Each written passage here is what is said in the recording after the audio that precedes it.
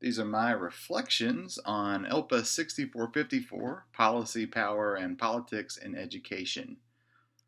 The assignment asks us to look at the top 5 policy challenges and opportunities that are facing higher education, in our opinion, and then to discuss how our feelings have changed throughout the course of this semester.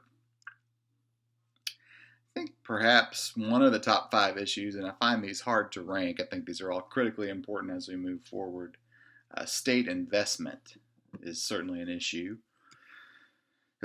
It was interesting this semester to look at the fact that the total cost of higher education is not really going up that much. If you add up all spending, divide by all students, the per student expenditures are fairly steady across the past decades.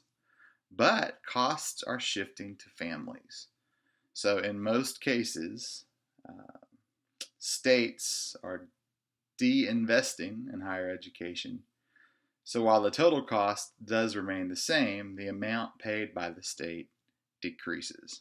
That means the amount paid by families has to increase. My changed view this semester on this issue, I developed an understanding that Tennessee is in much better shape than other states.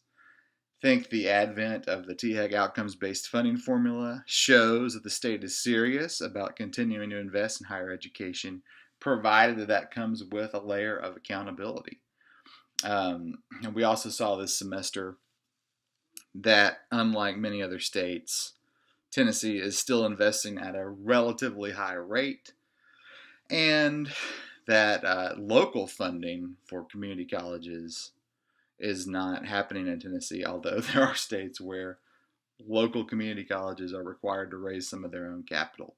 So although we do feel, some reduction in state funding, we're still in much better shape. A lot of that has to do with our relationship with the legislature, and our ability to continue our relatively high level of funding into the future is certainly going to depend on our relationship with the legislature. So that brings the second issue up, legislative oversight. Some states do have constitutional provisions for higher education. Some states also have separately elected officials, individuals, state superintendents of education, state boards of education directly elected by the voters. Tennessee does not. We have very few separately elected officials. Our governor does nearly all of the appointments. And so this, coupled with the need for us to continue to our state's high level of investment in higher education, brings up the point that legislative oversight is something that we have to be very sensitive to. Our claim to exist really is via the legislature. They have created us. They can, we exist at their pleasure. And although I don't realistically believe that there's any chance that the legislature is going to pull the plug on higher education in Tennessee, I do think that as they continue to be annoyed and challenged by some of the direction in which higher education is moving, that brings up the need, it reemphasizes the need for us to continue a dialogue with the legislature, help them understand our challenges, and then co-create accountability structures that adequately and accurately demonstrate our successes while also satisfying their need to understand just what it is we're doing. Student success. Student success, I put here unanimity. It seems to be an area where there is nearly unanimous agreement that student success is the next thing. It is far more important than student access, although access is a prerequisite to success, that it's not sufficient for community colleges to continue to take pride in being an open access place, that we've got to figure out how we are going to help our students succeed once they arrive. The field is exciting. There's so much innovation in this space. There are so many institutions and states that are really looking at how they can promote innovation for student success. Achieving the Dream, other national movements It really is encouraging to see the energy within student success at the community colleges, and it's just so right. It's a perfect moment for us to be considering these issues, and it makes perfect sense. My biggest takeaway, my biggest change in my view in this area this semester was some of the reading from Pascarella and Terenzini, that institutional type is not a determinant of potential for student success. That regardless of whether students enroll at community colleges, at universities, transfer from one to the other, that students are capable of improving themselves, improving their learning at about the same rate. Now, I think we need to acknowledge the reality that the vast majority of community college students, well, I should say on average, they're less prepared for success in college than their university counterparts. So, although community college students are going to start out at a less prepared place, they are just as likely to make progress in college as students who begin right at a university. This is extremely exciting and encouraging for those of us, myself included, who may have once believed that it's just not possible for community college students to be successful. The literature does not back that up. Equity and diversity. I think it's very important to acknowledge equity and equality are not synonyms. And in my previous video on this subject, I included this picture about the difference between equality and equity. I like this illustration because it's pretty clear that in order for each person illustrated to have a chance to ring the bell, that some need one box, two boxes, or no boxes to reach that same equal goal of everybody being able to ring the bell. I do believe our box distribution needs work.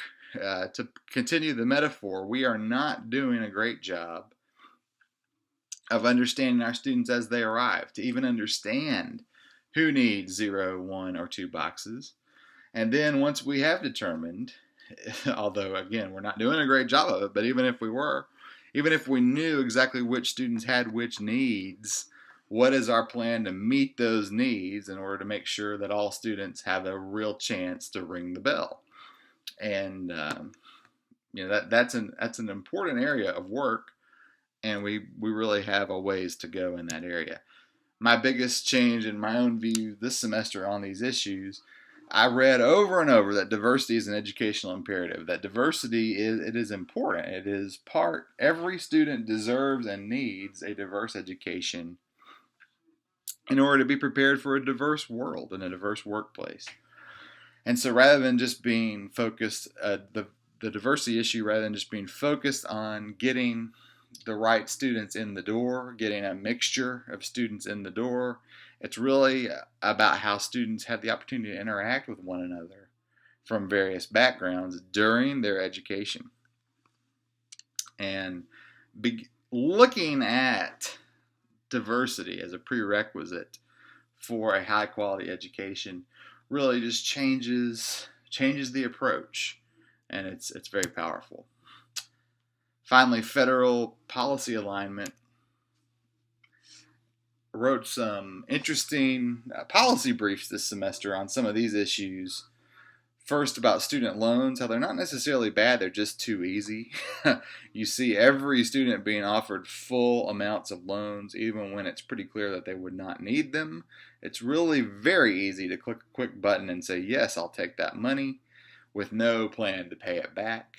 And students really are trapped by their student loans in so many cases. I argued in my brief that loan funds ought to be distributed monthly if students are continuing to attend.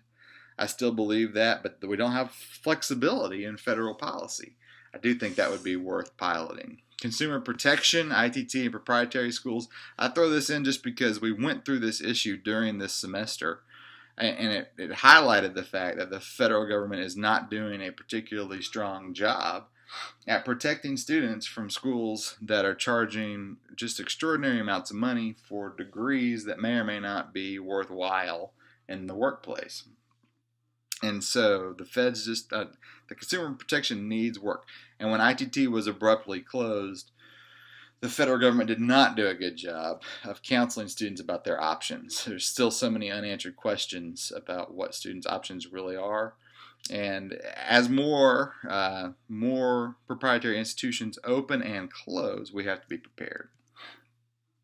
Another policy brief that I wrote was about Gear Up, about how after all these years, Gear Up funds are unfocused, undefined, and still available for a wide variety of programs that may or may not work. And so my changed view about federal policy this semester is that most of our progress is happening in spite of, not because of, federal leadership. The feds seem delayed in understanding the imperative for student success and creating policies that support what we're trying to do to make sure that all students can be successful. Looking forward, though, to seeing the feds catch up, and hopefully, through national initiatives like Achieving the Dream, we have an opportunity then to raise our collective voice and lobby for some necessary federal policy changes. The assignment also asked that we discuss one thing that we would change in Tennessee higher education. If we could wave a magic wand, I would institute a university/community college hybrid. I think that we need to try creating an institution, with an open access institution with a Pell percentage reflecting our entire state's Pell percentage. It needs to be an inexpensive institution. We need Tennessee Promise for the first 2 years for the students who would come to this institution. It definitely should be residential. Students might even need to be required to live on campus. We need to implement Tristan Denley's ideas about architected choice. Very, very few majors, and they're not only Dr. Denley's ideas, but that this is certainly a common theme now, is that students don't do optional. Students need very limited choice. So I suggest perhaps 10 majors, very few to choose from, and students need to participate in cohorts and learning communities. I think all these strategies, if they were employed together, could demonstrate and pilot for the state. We want to be able to prove that these strategies work. We know that each of these strategies works and each of these strategies is helpful in university environments. But what if you combine all these strategies and you said, we're going to offer this package of strategies for student success, and we're going to be sure that we make this possible for students with low-income backgrounds, for students who are, unfortunately, that probably means academically underprepared.